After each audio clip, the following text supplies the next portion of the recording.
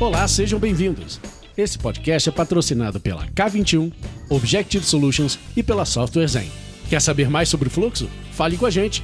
Ou, enquanto isso, segue o flow.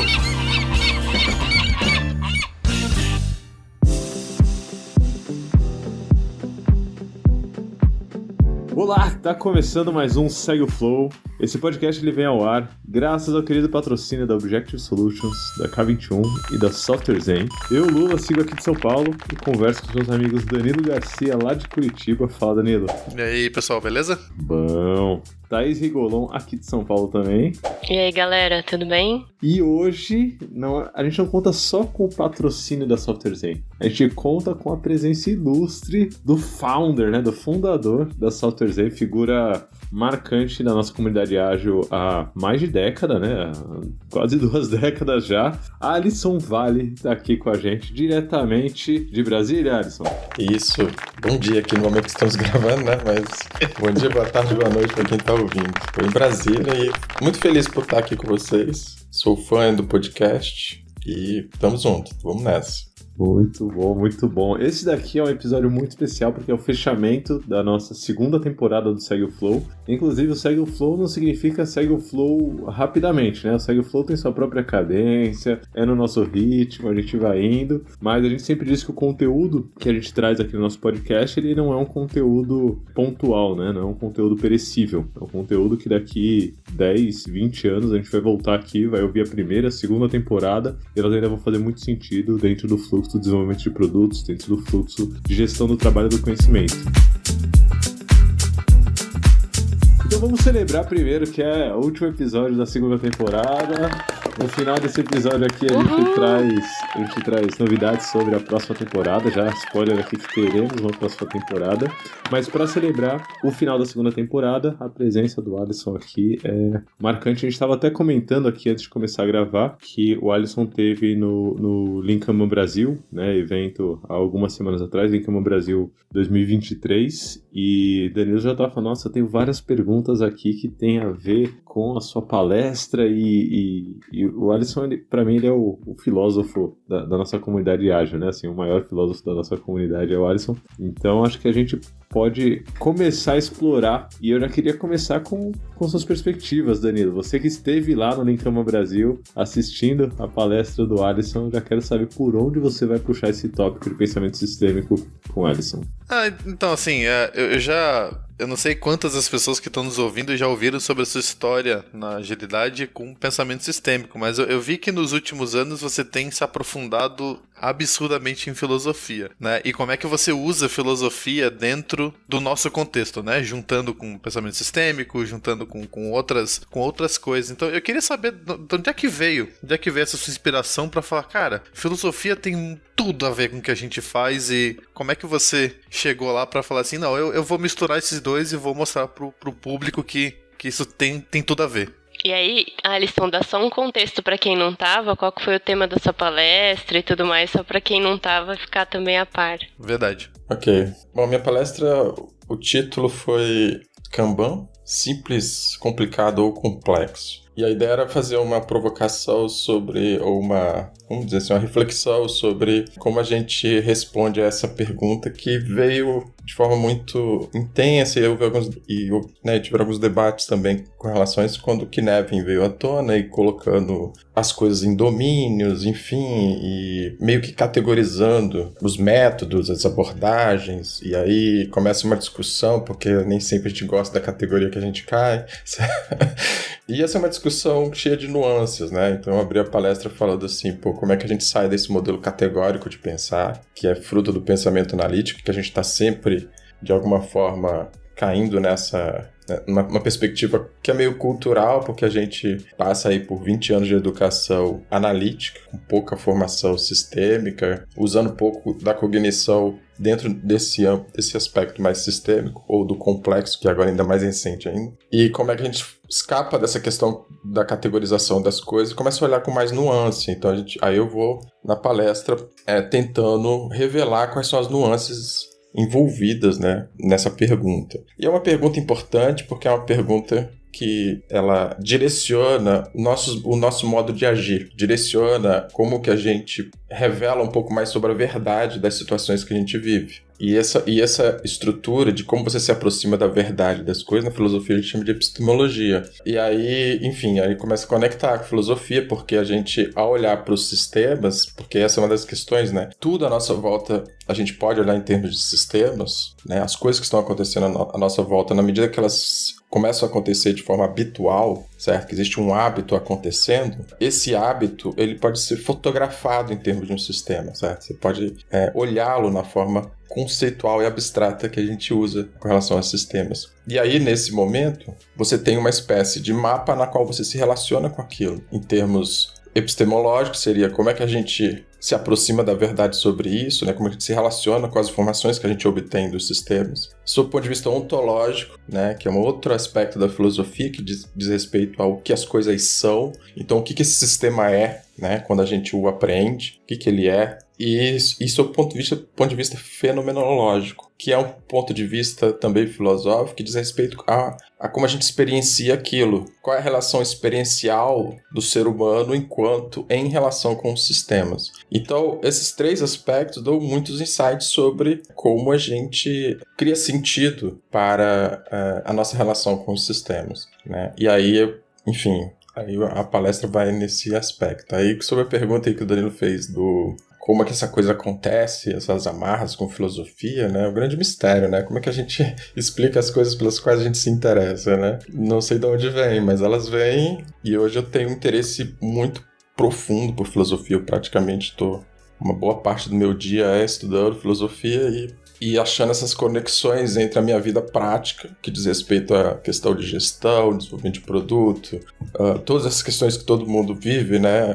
Do mundo prático, com essas questões filosóficas que elas não têm uma intenção de ser em si práticas, mas elas têm uma intenção de te preparar para o mundo prático, de te deixar mais consciente sobre as coisas que você faz, né? Então é como uma espécie de como que você chega nas situações, porque a gente não chega, a gente chega ignorante nas situações com respeito ao conteúdo delas, certo? A gente não sabe, por exemplo, tem um cliente satisfeito. Eu não sei por que ele está satisfeito, como eu vou ter que perguntar, vou ter que investigar, né? Tem um problema aqui no software, eu também não sei qual é o conteúdo do problema, eu tenho que investigar, descobrir e tal. Então a gente chega nas situações sempre ignorante sobre o conteúdo, mas a gente não chega vazio em termos de como a nossa mente vai olhar para aquilo quando chegar ali. E esse processo de chegar na situação preparado é o que a filosofia te ajuda. Então, eu acho que tem uma grande aplicabilidade. Muito bom, Alisson. Eu sei que você já foi meio que pro mundo da complexidade, né? Eu fiz seu curso, inclusive. Realmente saí lá atordoada, né? Porque eu tava lendo o livro da Donella, né? Pensando em sistemas, aí você já trouxe várias coisas da complexidade, mas que eu achei muito bom. Mas se você fosse... Enfim, a gente tá finalizando aqui a temporada, né? Qual que foi o seu principal aprendizado com o conceito que a Donella traz e o livro dela, sabe? Se você fosse, assim, elencar o principal aprendizado, o que marcou mais pra você? Eu sempre fiquei muito impactado com a questão dos pontos de alavancagem, né? Esse foi um tema, inclusive, assim, que acho que no momento que eu entrei em contato com ele, me impressionou tanto que eu tive que escrever um artigo sobre isso, que é bem antigo. Nem sei se eu consigo recomendar mais, porque deve estar tão desatualizado. Não, vamos colocar lá no nosso backstage. Como que é o nosso backstage, gente? bit.ly/segue o flow. Obrigado. Então vai estar lá o artigo, vamos fazer. Ver se envelheceu bem.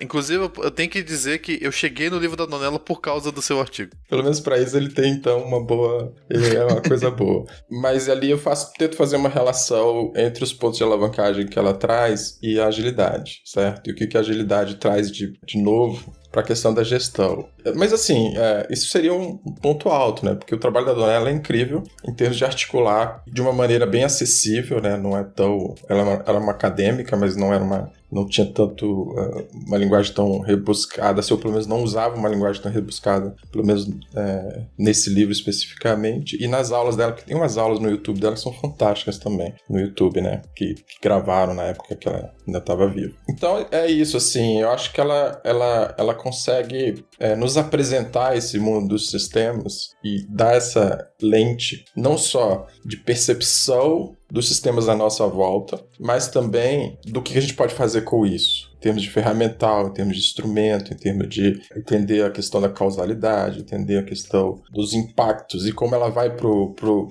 também, ela deixa sempre nos exemplos, deixa sempre aquela conexão com o mundo ambiental, que eu também prezo muito, certo? Assim, de como a gente não sabe os efeitos que a gente gera, né? Como as coisas acontecem a despeito da nossa vontade, de como os sistemas, eles... Também tinha uma frase que eu achava muito... Também, que é de uma palestra dela, que eu achava espetacular, de como ela separava a questão da causalidade individual das pessoas para a causalidade do sistema, ou seja, os eventos que acontecem são gerados por um sistema que acontece a despeito das pessoas que estão ali. Isso é uma sacada muito importante, principalmente para o mundo da agilidade, né, que é um mundo...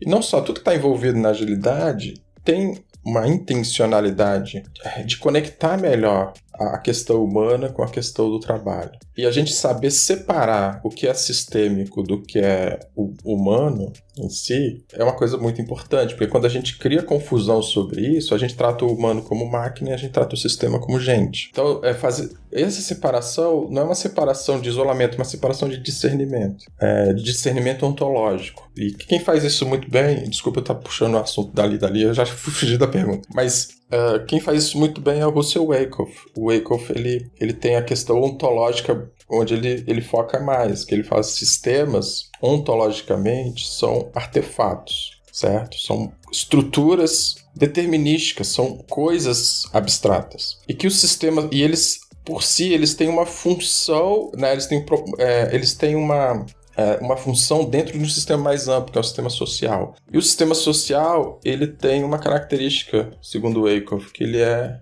orientado a propósito. O sistema como um todo tem propósito e ele é formado por partes que também têm propósito. Então, você repare que são duas coisas bastante diferentes se você olhar ontologicamente. O que as coisas são diferentes. E aí o problema da confusão, de confundir ontologicamente as duas coisas, leva a gente, por exemplo, a entender que uma empresa que é um sistema social pode ser gerida como uma máquina, que é um sistema determinístico, é uma confusão ontológica. E aí ele lista várias dessas confusões ontológicas, né, que acontecem. Bom, enfim, então a questão da Donella, a questão dos pontos de alavancagem são, acho que, um olhar muito pragmático e prático que nos ensina sobre as coisas que a gente fazia na agilidade. O que a gente faz, né, na agilidade. Ou seja, por que tal prática é importante? Porque tem a questão do ciclo de feedback. Porque tem a gestão de buffers. Porque tem isso. Então é como se a gente tivesse sido apresentado para algo mais amplo, mais fundamental, que nos diz por que a gente faz o que faz e por que aquilo funciona e por que aquele é o caminho. Então, além de dar uma sensação de que a gente está indo para um caminho certo, né, nos informa, né, sobre as coisas que a gente está fazendo. Nossa, um resumo muito bom do livro. Assim, acho que se alguém chegou nesse episódio e não ouviu todos os outros sobre o livro, esse daqui é uma bela introdução, tá? Assim, o que o Alisson tá trazendo. Eu vou falar que eu gostei muito desse pequeno ato falho de a gente fazia na agilidade. Achei, tá reverberando aqui na minha cabeça. Interessantíssimo, mas bem pontual. A manifestação do inconsciente coletivo afetando a nossa linguagem. Vamos deixar aí no ar, acho que é muito tema bom aí. Mas eu tenho duas perguntas, Alisson, mas a segunda, ela é mais provocativa e foge um pouco só de pensamento sistêmico, então eu vou deixar mais pro final do episódio, né, pra botar uma faísquinha ali no final. E tem um pouco a ver com esse fazia na agilidade. Mas eu queria muito ouvir sua perspectiva sobre E esse é um trabalho que eu já ouvi você falando algumas vezes, já tem até um slide seu que eu tirei print assim e guardo, mas eu ouvi pouca gente fazendo essa análise. Então eu queria ouvir diretamente de você uma análise das escolas de pensamento sistêmico, né? Você já trouxe aqui, por exemplo, Donella e Eckhoff com uma abordagem sutilmente acho que um prisma, né, diferente sobre sistemas em alguns aspectos específicos, né? E a gente aqui tá só engatinhando nessa brincadeira. Inclusive, já queria deixar aqui, ó, Danilo que tá organizando os livros pro próxima temporada, eu queria substituir o que eu tinha sugerido por algum do Eckhoff. Já fica aí a dica, vamos ver algum do Eckhoff que não tá traduzido, substituído já. Mas eu queria ouvir sobre essas escolas, né, Alisson, do pensamento sistêmico, o que você enxerga. Qual que é a sua perspectiva sobre as pessoas que são pensadoras do pensamento sistêmico, né? E qual que é a vertente que você enxerga vinda de cada uma e até recomendações de por onde estudar o quê e tentando gerar uma estrutura a respeito de conhecimento, né? Escolas no geral, assim. Você consegue dar um panorama pra gente? Bom, aqui eu não vou ser muito justo, porque eu não conheço todas. Então eu vou falar das que eu tô mais familiar e tal. E tem muitas. São muitos autores e, às vezes, muitas perspectivas diferentes e tal. Mas, assim, o Russell Wakefield foi a minha introdução. Eu acho que ele tem toda uma abordagem de... Assim, ele vai para o pensamento sistêmico. Por que ele me encantou no início? Porque ele vai para o pensamento sistêmico com essa pegada corporativa de gestão, de organizações, de olhar para a organização em termos sistêmicos. Então, todos os livros dele vai estar conectando esse pensamento sistêmico com gestão. Mas o Wakefield ele é posterior ao movimento lá do MIT, que é onde a coisa acontece, né? Que você vai ter o Forrester, né? Que é o grande pai desse...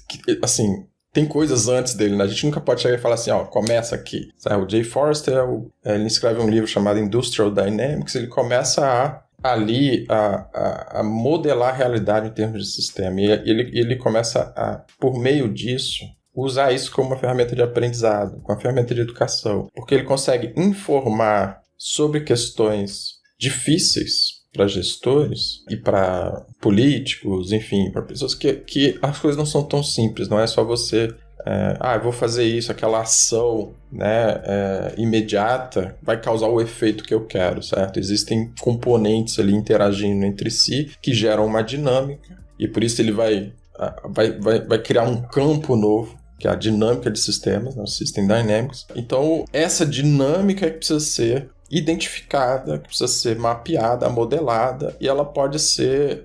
E ele tem um background de engenharia também, né, o Forrester. Então ele vai, a partir disso daí, criar todo um campo ali de modelagem computacional, de simulações, né, de você conseguir realmente modelar os sistemas, realidades bastante difíceis. Então, esse é o Forrester, e aí a Donella Meadows vai vir depois, dentro desse contexto, né, dos sistemas dinâmicos.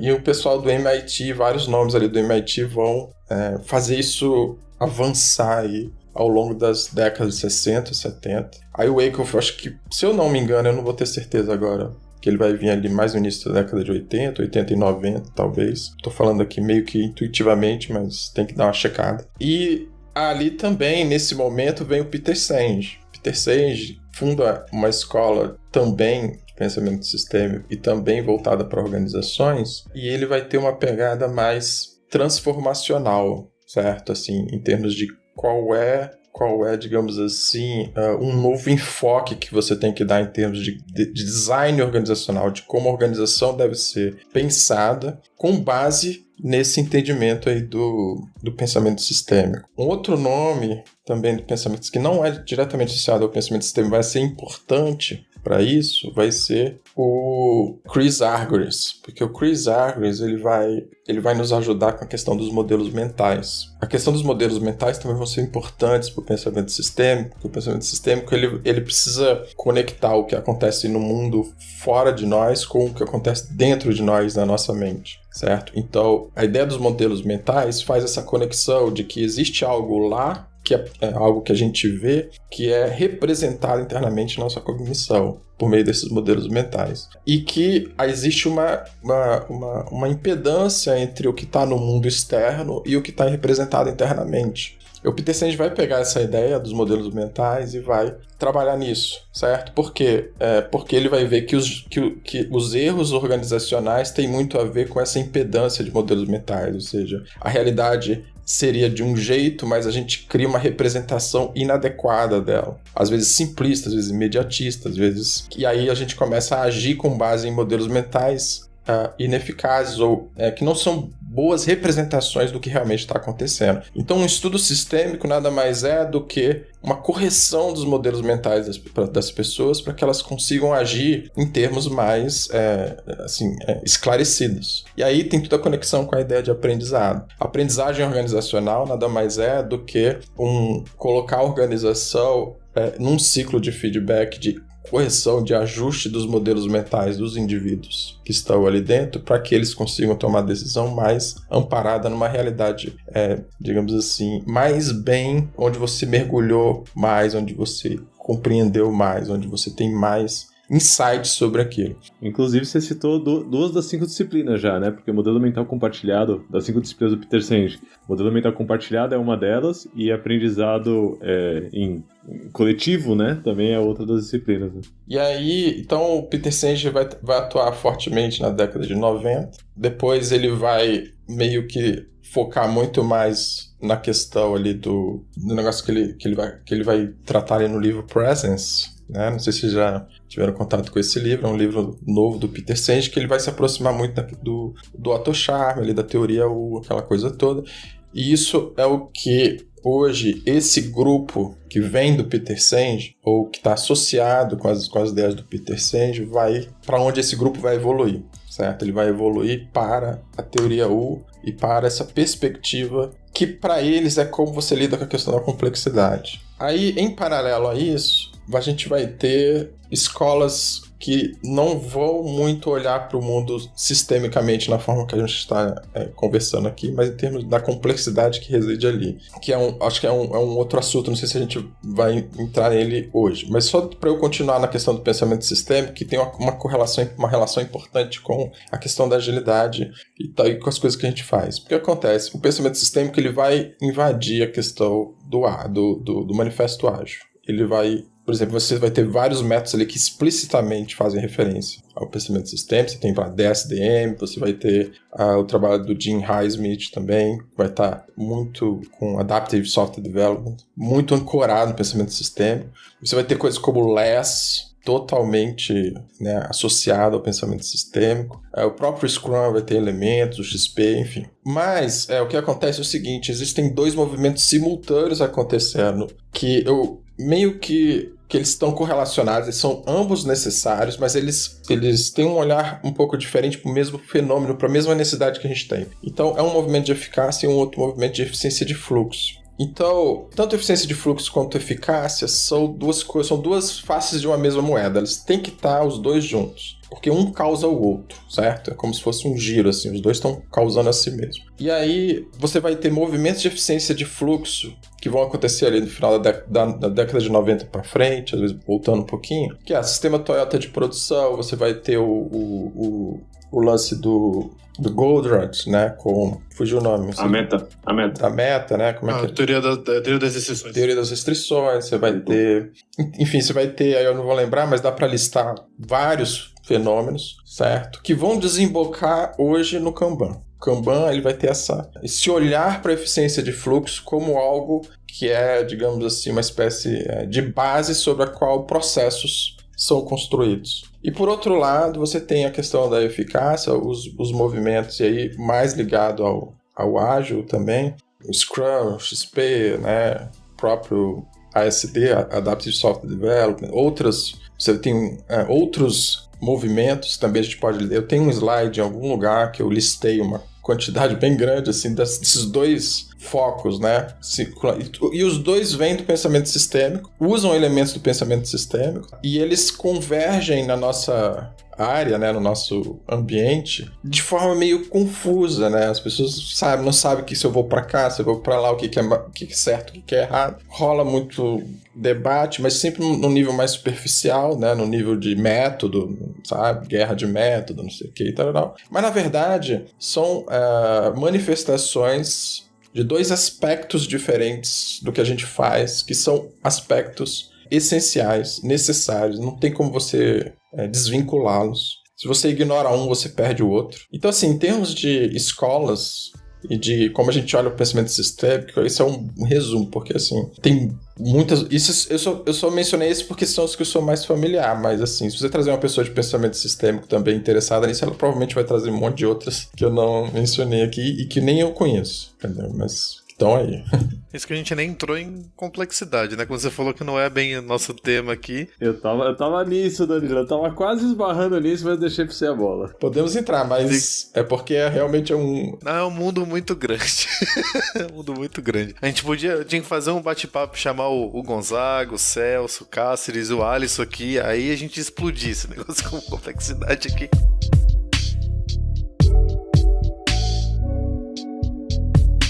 Você falou, cara, vários pontos interessantes. O Akoff também veio, pra mim, veio logo em seguida da Donella, né? Como eu falei, veio o teu artigo, eu li sobre o artigo e falei, cara, que legal. Aí eu fui lá, li o livro da Donella, e aí pela Donella eu conheci o Akoff, né? Queria até dar um abraço aqui pro Nodari, que trabalha comigo lá no Object, que a gente viu aquele vídeo dele de 15 minutos falando sobre o sistema de saúde, né? Que ele fala que na verdade não é um sistema de saúde, é um sistema de doentes. A gente ficou dias discutindo aquilo lá. Muito legal, muito legal. Foi uma experiência muito interessante. Vai estar no backstage, hein? bit.ly/segue o flow, vai estar lá, todas as referências. Mas eu queria voltar, né, pra Donella e pro livro.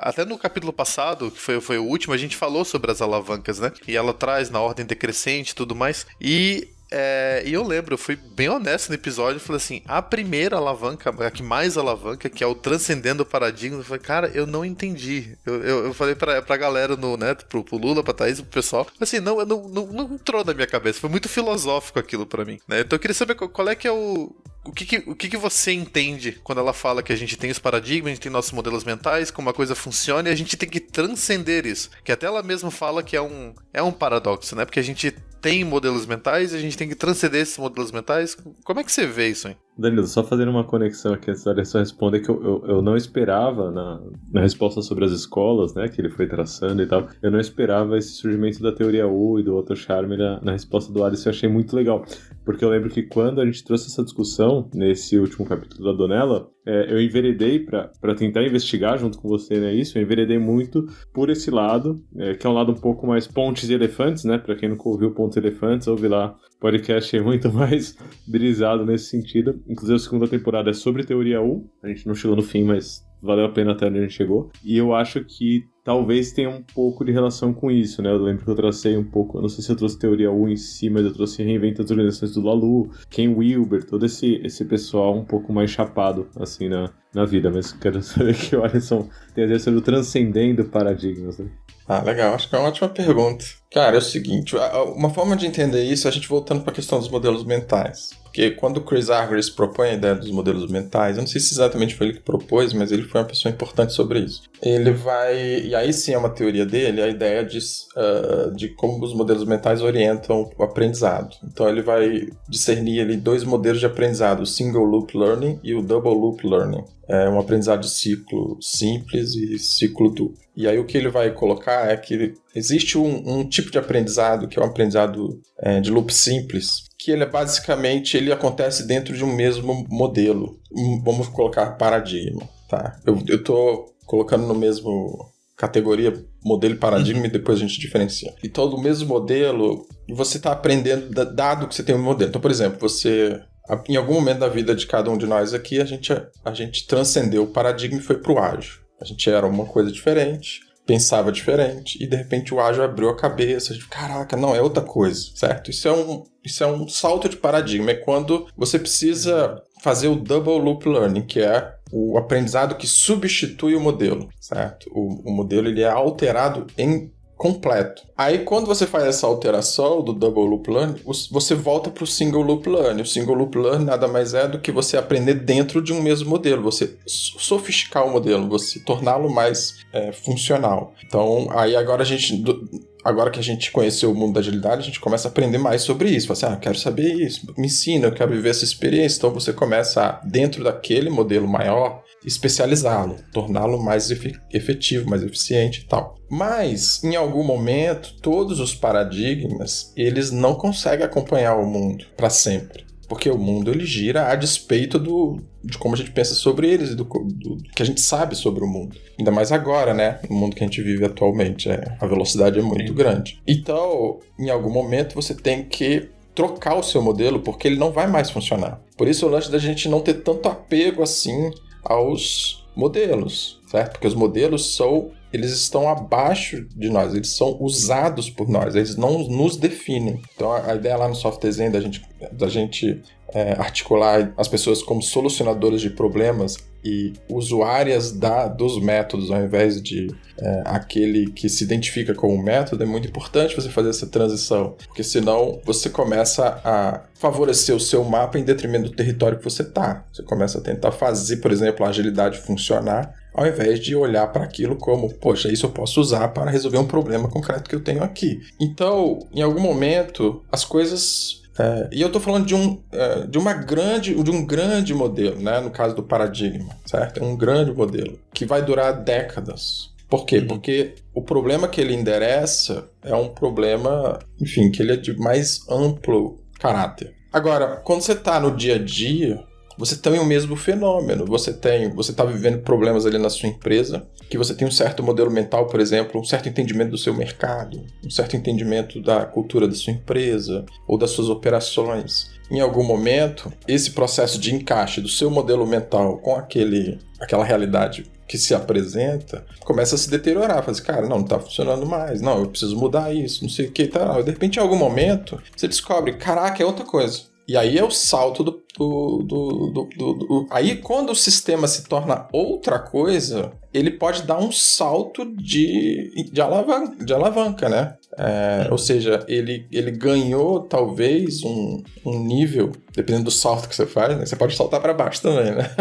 Mas ele pode ganhar um nível de, por exemplo, de eficácia muito maior, certo? De adaptabilidade muito maior. Você pode ter um salto evolucionário. E aí você tem um modelo completamente novo, e aí você começa de novo a trabalhar naquele novo modelo. Então, por isso que a alavanca sistêmica da mudança de paradigma, ela é tão impactante, ela tem um alto impacto. Não quer dizer que é algo que a gente tem que ficar atrás disso, porque qual que é o melhor esse? Então, como é que a gente faz? Não é isso. Mas é que na hierarquia de impacto é o que tem mais impacto. Ok, é que eu achava, por isso que eu tava confuso pra mim, porque quando ela fala transcender paradigmas, eu achava que a gente ia chegar num estágio onde a gente vivesse num mundo sem paradigmas.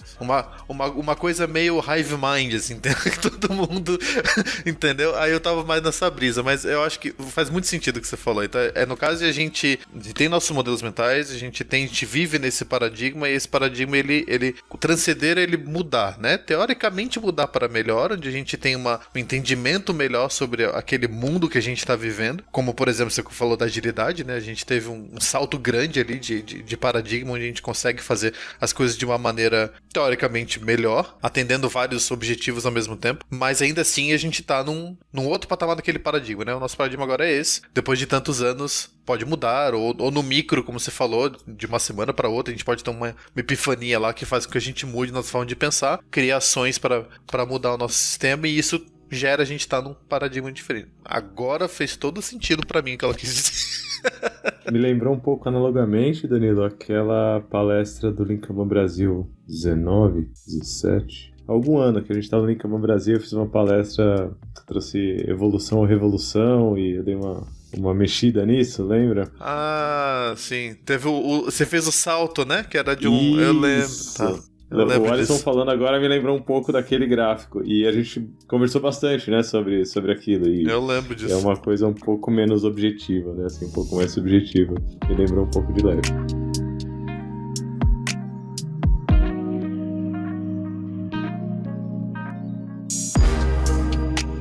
Eu ia aqui encaminhando já pro final, pra gente não finalizar com pressa, eu ia trazer uma pergunta, Alisson, que ela tem a ver com algo que eu tenho compartilhado com poucas pessoas, mas dentro de um contexto muito de ignorância minha, porque eu estudei pouco filosofia, né, de fato. Mas no paradigma atual da agilidade, né, no momento atual da agilidade, tá bombando, né, ainda assim. Ontem mesmo eu estava explicando sobre agilidade para uma pessoa que é de uma área completamente diferente, assim, de tecnologia, é totalmente de humanas e tal. Eu tava trazendo esse histórico, né? Falando desde, sei lá, 2000 e baixos até 2010, e aí trazendo, tipo, 2020, qual que era o cenário, qual que é o cenário atual. Tudo isso pra falar pra pessoa sobre a Agile Brasil, né? Que vai acontecer semana que vem, a gente tá gravando uma semana antes. Tudo isso pra contar a importância da Agile Brasil, né? Dentro da nossa comunidade, e contar o que é a comunidade Agile em si. Mas eu queria te perguntar, Alisson, sobre um movimento das escolas filosóficas aí, e aí...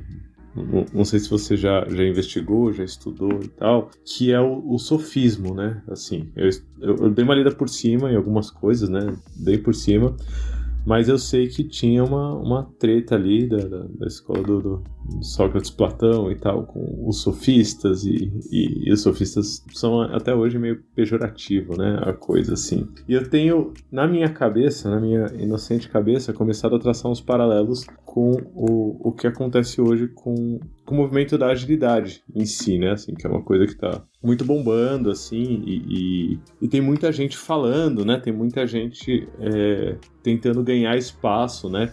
Com a voz, tentando ganhar espaço com conteúdo, assim, e às vezes eu faço esse paralelo com o próprio sofismo, né? Assim, que pelo que eu vou deixar você falar o que é o sofismo e tal, e se você consegue fazer alguma conexão, assim, com esse surgimento dessa nova leva da agilidade que tá mais falando do que tentando se aprofundar, sabe? Tentando mais pegar um nicho de mercado ali e fazer a coisa girar. Como que você enxerga essa cena da agilidade atual e se consegue fazer algum paralelo e trazer pra gente, inclusive, o que você tem por definição de sofismo e essa treta aí da Grécia Antiga? Legal, interessante. Vamos ver, eu vou tentar fazer aqui.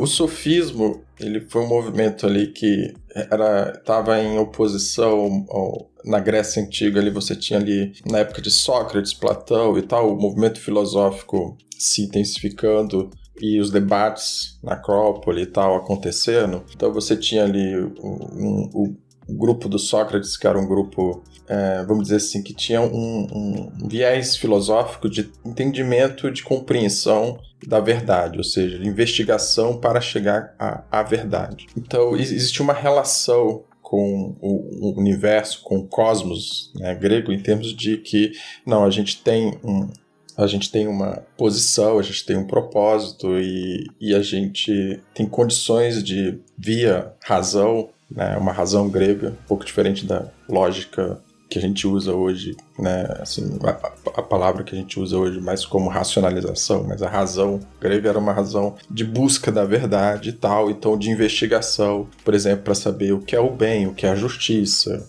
certo, e tal. E a argumentação era toda nessa direção. O sofista, o que ele fazia? Ele instrumentalizava o seu intelecto, sua capacidade de argumentação para criar a verdade, certo? Para criar uma noção de verdade ou para... Enfim, por que acontece? O sofista, ele era um profissional contratado pelos políticos da cidade ou pelas pessoas que tinham agendas para eles defenderem certas necessidades, certos argumentos. Então, por exemplo, você tinha um projeto para reformar os barcos de Atenas. Então você contratava um sofista para ele ir lá na Ágora, lá no local onde havia os debates sobre né, porque Atenas era democracia, então você tinha um público que debatia o que ia acontecer ou não, como os recursos públicos iam ser usados, enfim, parecido com o que a gente tem hoje nesse aspecto, mas então você contratava o sofista para ele ir lá defender seu projeto, seja ele qual for. Então o sofista ou ele te ensinava a argumentar em favor daquilo, certo? Ou ele por si só o fazia, certo? Então não interessa se aquilo era bom ou ruim. O que interessa é se você ia ganhar ou não. E aí, isso pro grupo do Sócrates e Platão, e daqueles filósofos que estavam em busca do que é a verdade, era uma afronta, certo? Não, como assim? Você está instrumentalizando, você está a serviço, você está colocando a verdade a serviço dos interesses egóicos dos indivíduos, né? Ou a gente tem que descobrir o que é bom como bondade e não o que é bom para alguém. Então, esse é o confronto do sofista com os primeiros filósofos ali da escola do Sócrates, de Platão. Como que a gente aplica isso hoje para o que acontece no mundo hoje? Eu acho que, e não só na agilidade, né, mas em termos gerais, é o lance da instrumentalização em torno do seu interesse, certo? Então, a instrumentalização tudo que você define que precisa ser verdade, certo? Por algum interesse particular você fala, olha, isso precisa ser verdadeiro, então eu vou usar todo o meu intelecto para argumentar a favor daquilo, certo? Eu vou buscar os dados que me servem, eu vou buscar os argumentos que me servem, eu vou buscar as experiências que me servem e vou criar a narrativa que decora a verdade de uma maneira que ela pode ser transferida para outras pessoas, ela pode ser articulada, ela pode ser defendida, você pode até dar um nome para ela. Mas aí entra aquela questão, ao invés de você estar num esforço coletivo de tentar encontrar o que é verdadeiro, o que é bom, o que é justo, o que é o certo, você está usando o esforço coletivo, porque você vai atrair seguidores. Toda vez que você cria coerência numa mensagem, seja ela qual for, você vai atrair seguidores, porque as pessoas vão de alguma forma se identificar com aquilo por algum tipo de experiência que elas tiveram e aí vão raptar aquilo como sendo um instrumento de sentido para ela e ela vai se ancorar ali, né? Então você está usando o quê? O coletivo como um instrumento para criar uma verdade que te interessa. E aí é um problema. Aí eu acho que é um desserviço. E eu acho que é uma coisa que a gente tem que saber discernir, porque nada que é de interesse particular e que esteja em contradição ou em confronto com algo que é de interesse coletivo pode ser bom. Pode ser que exista algum exemplo aí que isso aconteça, mas eu acho que... Porque aí voltando ao pensamento sistêmico, a gente vai ver assim, poxa, às vezes alguém pode achar um exemplo onde que isso seja verdadeiro. É bom para mim, mas não é bom para todos. Beleza, certo? Mas você está olhando aonde? No curto prazo? No longo prazo? Você está olhando para você, ou para as pessoas à sua volta, ou para as pessoas que estão em volta, enfim. Ou você está olhando para as próximas gerações, para qual é o âmbito de percepção que você está atribuindo à sua verdade. Enfim, eu não sei se eu consegui fazer a correlação que você queria, mas tentei. Conseguiu. Foi perfeito, assim, desde o embasamento, né, desde o contexto, a contextualização, até a conexão, né, com os dias atuais. Eu acho que conexões mais específicas com a realidade, acho que depende do contexto específico de cada um, e aí cada pessoa reflete mais ou menos dentro do próprio cenário, né? Mas já tenho coisa para pensar aqui durante mais uns bons meses, assim, sobre isso. Obrigado. Na minha cabeça, assim, na hora que você estava falando, já me veio uma das armadilhas sistêmicas, né? Que você tem... Se você tá usando isso pra atingir o seu propósito, mas o seu propósito é bom só pra você, ou só pra um grupo de pessoas, e não pro sistema todo, você tá puxando o sistema pra um lado, onde o sistema poderia estar indo pra outro, o objetivo dele é outro, e aí você acaba, né? Que é, se eu não me engano, acho que é a tragédia dos comuns. Eu não lembro qual que é. Mas eu sei que tem um deles que é de propósitos diferentes que fazem com que o sistema não saiba pra onde é que vai, e provavelmente ele vai pra um lugar que você não queria ir, e às vezes isso fica difícil de enxergar. Então me vem na hora essa questão de você usar as coisas para interesse próprio, né? Então, interesse meu, eu vou fazer todo mundo acreditar que isso aqui é a verdade e eu vou levar todo mundo para lá, mas talvez isso não seja tão bom pro resto, né? Só fazer um comentário antes da Thaís fazer a pergunta. Isso é muito interessante porque acontece. Qual é o esforço atual que a gente tem nas organizações, assim, ou um dos grandes esforços, assim, é a questão do alinhamento de propósito. Porque o alinhamento de propósito, quando você alinha um propósito coletivo com um propósito individual, digamos assim, é o que dá energia para aquilo continuar existindo. E qual é o oposto disso? O oposto disso é a instrumentalização. É quando você trata o outro não pelo que ele é, mas pelo que ele pode te dar. E aí, essa chave de reversão, que é uma chave importante do século XXI, porque você vê que toda a era industrial foi uma era de instrumentalização, onde o ser humano era uma peça de uma máquina grande que precisava girar e que ela só estava ali porque ela servia aquela máquina e porque a máquina precisava dela. E hoje o que a gente tem é o quê? Que para as organizações...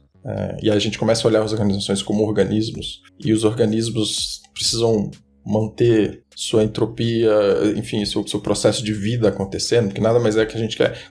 Quando a gente está dentro de uma organização, qual é a principal luta? A gente fala, lucratividade, não, rentabilidade, não. Não, cara, a gente quer que eu continue vivo. De alguma forma a gente acha que aquilo é importante para continuar vivo, certo? E todo o esforço é para criar abundância para que aquilo tenha seu espaço ao longo do tempo. E aí a gente percebe hoje que um dos grandes motores que fazem esse processo funcionar ser energizado, os grandes combustíveis que fazem isso ser energizado, é o alinhamento de propósito. O fato das pessoas que estão ali, estarem ali porque elas ajudam aquele grande organismo e aquele organismo ajuda de volta ao propósito delas, é que faz, né, aquilo ter coesão para se manter. E é um problema de ganho de consciência, né, de ampliação de consciência. Porque quando a gente trata o outro como um instrumento que serve para alguma coisa, em vez de tratá-lo como sendo o que ele de fato é, a gente incorre num grande erro categórico, certo? Porque o ser humano ele não é um meio, ele é sempre um fim em si mesmo. E aí é que está, acho que uma questão importante sobre o que você trouxe, Danilo. Caramba. E acho que pra ir fechando, né, que é uma dúvida, assim, curiosidade que eu fiquei. Você se aprofundou bastante, né, no estudo da complexidade. Como ficou pra você depois o pensamento sistêmico? Eu acho que ficou melhor. Acho que ficou melhor porque acho que te dá um discernimento grande sobre qual é o espaço do pensamento sistêmico. Porque o pensamento sistêmico, ele não é uma espécie de cobertor que cobre a realidade toda, sabe? Ele tem o seu espaço, ele tem a sua função, ele tem o seu propósito, ele serve para alguma coisa, né? Ele é um ferramental que a gente usa. O problema é que a gente vai expandindo isso, expandindo e tentando cobrir toda a realidade com a mesma forma de pensar. E a ideia da complexidade vem para dizer exatamente qual é o limite do pensamento sistêmico, onde ele para e onde outra coisa começa. E aí a questão da complexidade mostra exatamente qual é esse ponto, onde um termina e o outro começa. E não saber esse ponto pode causar muita confusão, porque você vai entrar naquele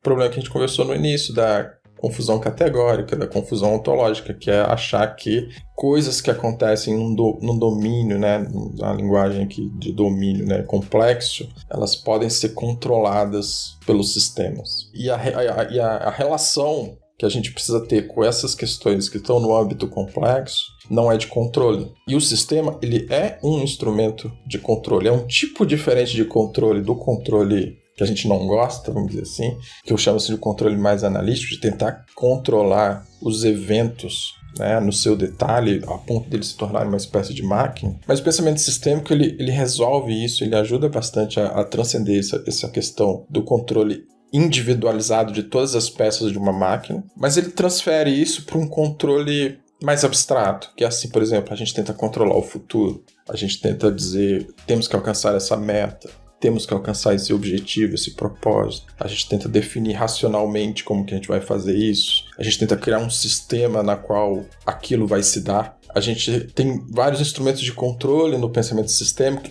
que precisam estar ali mesmo, porque ele tem um propósito de reduzir, de ajudar na comunicação, certo? De padronizar a comunicação. Se você olhar, você vai com calma, você vai ver que todos os sistemas eles têm uma repercussão importante no processo de comunicação das pessoas. Porque ela padroniza coisas que são infinitas. Você pode se comunicar sobre um problema de milhões de maneiras. O sistema te ajuda a estreitar os padrões de comunicação para que haja coesão do grupo que vai trabalhar ali. Mas, quando você vai para o âmbito complexo, aí você vai ter...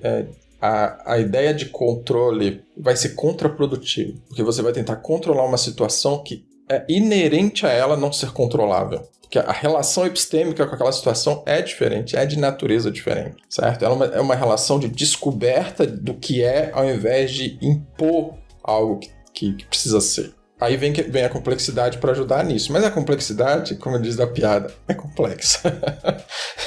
Então, é uma coisa muito nova. Assim, a literatura sobre isso é difícil de mergulhar nela. É difícil fazer conexões práticas. Você não tem muito ferramental. As ferramentas são poucas. Mas eu acho que é uma questão importante aí, que a gente precisa prestar atenção, que é a seguinte. Para mim, o que a complexidade traz é uma espécie de cordão umbilical que vai unir o soft com o hard.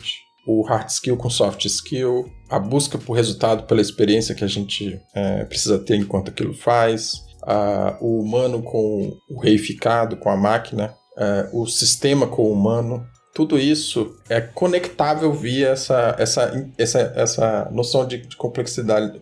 A complexidade nos ajuda a conectar essas duas coisas, certo? Porque ele é uma maneira de tornar mais humano o que é determinístico e de dar instrumentos melhores para o humano operar, né? Os sistemas, enfim. Thaís conseguiu entrar aqui no tema de complexidade, hein, gente? Vamos deixando, conseguiu. Botou no tempero ali, ó, e pegou bem.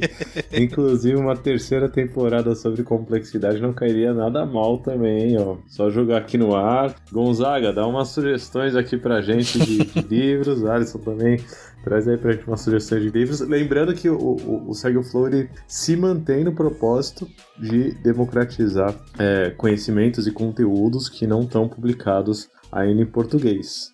Nessa segunda temporada a gente tomou uma rasteira porque publicaram o Pensando em Sistemas no meio da temporada em português. Sim, mas tudo bem, não.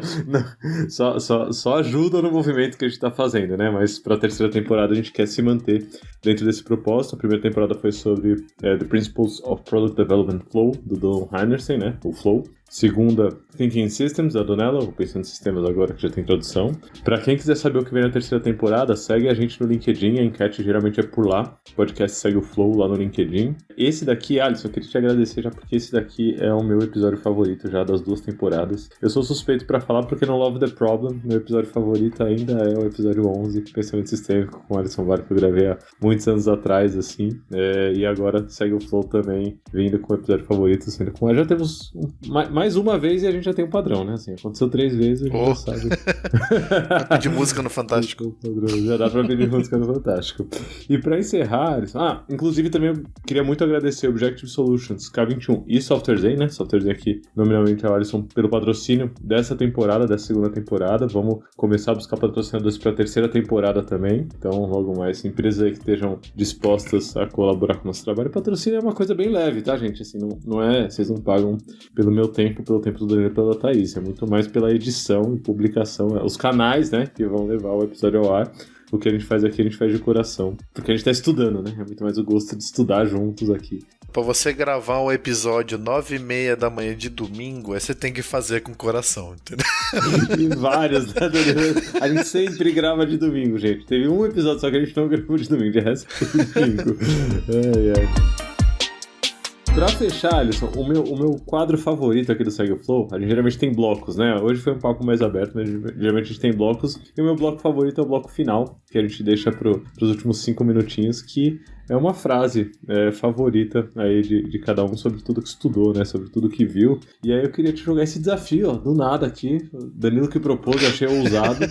Mas o desafio de lançar uma frase aí, pode ser que você leu, né, em algum livro, pode ser que você criou agora, ou que você sempre usa, mas trazer algum pensamento, né, sintetizado aí que você ache relevante pra gente guardar sobre pensamento sistêmico no geral. Pode ser de algum autor, pode ser seu também, porque você também é autor sobre pensamento sistêmico, então o que você quiser trazer pra gente aí é uma frase e explicar o porquê dessa frase. Já pensou a frase ser a frase favorita dele A Fórmula da Eficácia, o livro dele? Ia ser legal também. Vamos ver o que sai. Caraca, vocês botaram uma saia justa, porque eu sou ruim de memória. Pode ser o conceito também, não precisa ser a frase em si dita, mas só... Isso, perfeito. Pode ser um conceito. Beleza, Danilo, boa. Lançou o desafio e conseguiu ajudar a sair, né, Danilo?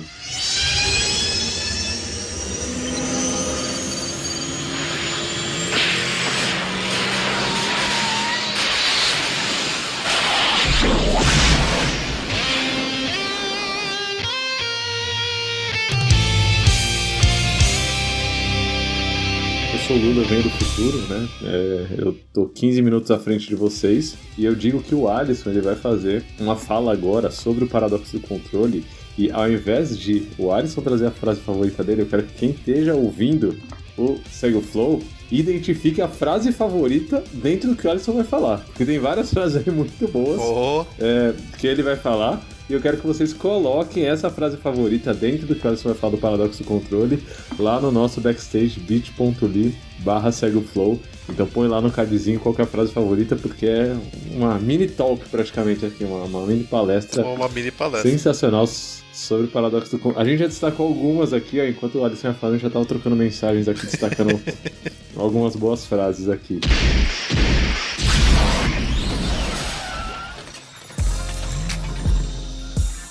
Eu acho que o conceito... Vou trazer um conceito... Não é o meu favorito, mas eu acho que é um conceito importante nessa conversa que a gente estava tendo sobre quando o lance do discernimento entre o sistêmico e o complexo, que é a ideia do paradoxo do controle. Porque, assim, o lance da complexidade também, que é muito interessante, assim, que eu gosto muito, é a ideia de que os tecidos complexos, eles são formados na base de paradoxos, contradições, assim, coisas que são antagônicas e que mutuamente fazem o oposto existir. Você não consegue dissociar os opostos. Você identifica que há duas coisas antagônicas acontecendo naquela situação e que, por exemplo, imagina que você está numa situação lá de transformação ágil ou de ajudar uma empresa com agilidade e tal, e você encontra um antagonismo, ou seja, uma posição oposta à sua que está dentro daquela situação. Então,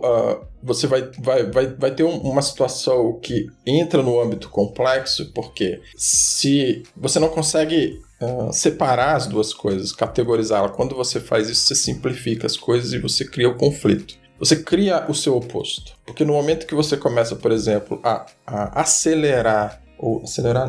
intensificar seus argumentos a favor de uma determinada posição, você demanda que a posição oposta faça o mesmo. Porque senão ela não existe em si. Ela vai se desgastando, enfim. Então isso começa a gerar um ambiente complexo em que oposições constroem a si mesmos. A realidade é construída pelos seus opostos. Um oposto cria o outro. E isso vai girando de uma maneira que eles não conseguem mais ser separados. Você vai ter que conviver com o seu oposto. E aí, por exemplo, eu chegar lá e falar assim, olha, vamos ser ágeis e a gente elimina essa outra narrativa contrária, não vai rolar. Entendeu? Você vai ter que aprender a conviver com aquilo. Então a saída, uma das questões para lidar com o complexo é como a gente começa a olhar, identificar qual é o paradoxo que está acontecendo e como que a gente presta atenção a esse paradoxo, ou seja, como a gente dá atenção a ele, ao invés de eliminar o oposto, certo? Então, nesse contexto, tem esse negócio do paradoxo do controle, que é uma ideia bem sofisticada, é uma crítica ao pensamento do sistema. Acho que é interessante a gente terminar o episódio com uma crítica, né,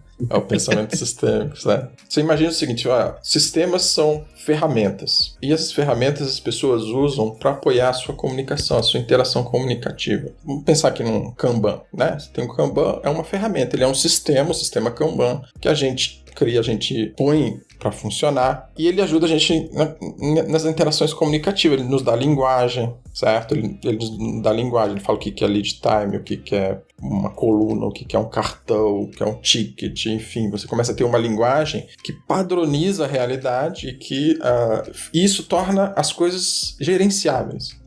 Então, o propósito do sistema você pode pensar em termos de redução de variação da comunicação, certo? Por meio da criação dos padrões. Então, você não tem muita variabilidade na comunicação. As pessoas não falam qualquer coisa, elas falam lead time, elas falam move esse cartão, elas falam resolve esse bloqueio. Então, o que você fez? Você padronizou a linguagem de uma maneira que aquilo transformou num ferramental de interação. Então, você tem aí o quê? Um instrumento que tem um objetivo de manter as estruturas funcionais, ou seja, de dar controle para uma situação que você vive, né? De sustentar, de solidificar, né? Uma estrutura linguística ou uma estrutura comunicativa e tal. Só que acontece, quando você vai para...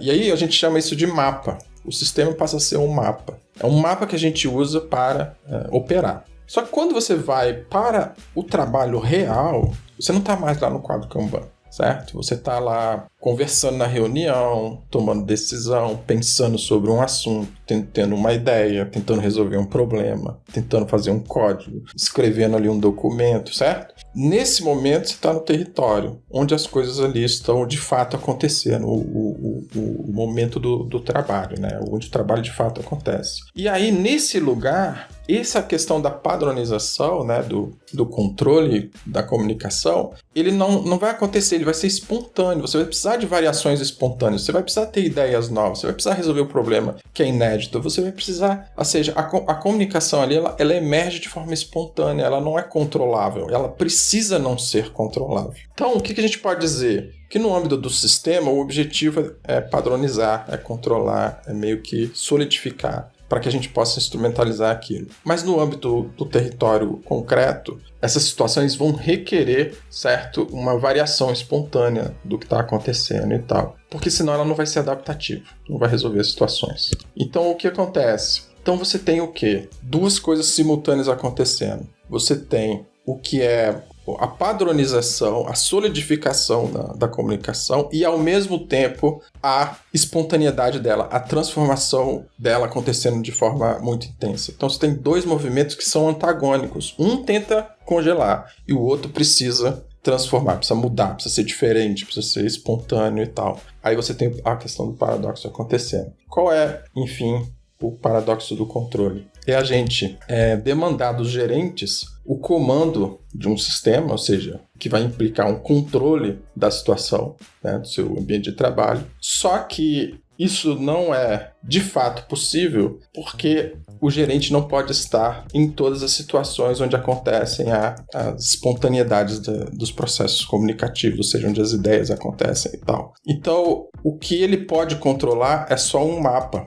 da situação, não o território em si. Então você demanda, você exige uma espécie de comando para algo que você não tem controle. E aí você entra nesse paradoxo, o paradoxo do controle. E esse paradoxo é fundamental entender porque ele ajuda nessa definição de limite, certo? O que de fato estamos gerenciando, o que de fato estamos controlando e o que de fato precisa ser espontâneo, precisa ser leve, precisa ser imediato, precisa ser líquido. É um lance difícil, sofisticado de explicar, sabe? Demorou um tempão para eu conseguir entender, mas espero que eu tenha conseguido falar sobre isso. Muito bom mesmo. Muito bom. Alisson, obrigado de novo por esse episódio magnífico, histórico aqui do Segue o Flow. Pra quem tá ouvindo, segue a gente lá no LinkedIn pra escolher o livro da próxima temporada, né? Pode ir deixando sugestões também lá nos nossos cards no backstage, bit.ly/seguoflow. Logo mais, a gente volta com a terceira temporada, anunciando qual que é o livro, fazendo um barulho aí em cima. A gente só vai fazer uma retrospectiva rápida antes, né, Danilo? E aí a gente... né? E aí a gente segue. Muito bom. Uma salva de palmas pra gente. Segunda temporada concluída aí, ó. Chave de ouro. Muito bom. Muito obrado, Alisson. Obrigadão mesmo. Nossa, eu que agradeço, cara. Foi uma grande honra estar aqui com você. Uma honra, mais uma aula aqui. Obrigada. Muito bom. É isso aí, galera. Um abraço. Segue o Flow.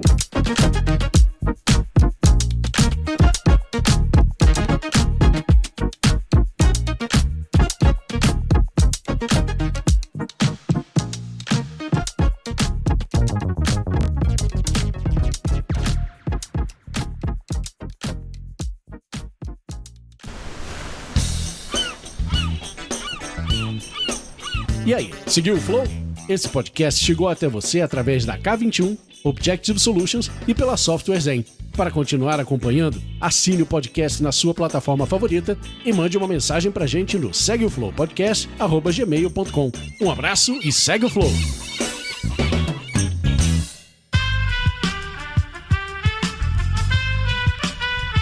Esse podcast foi editado por Aerolitos Edição Inteligente.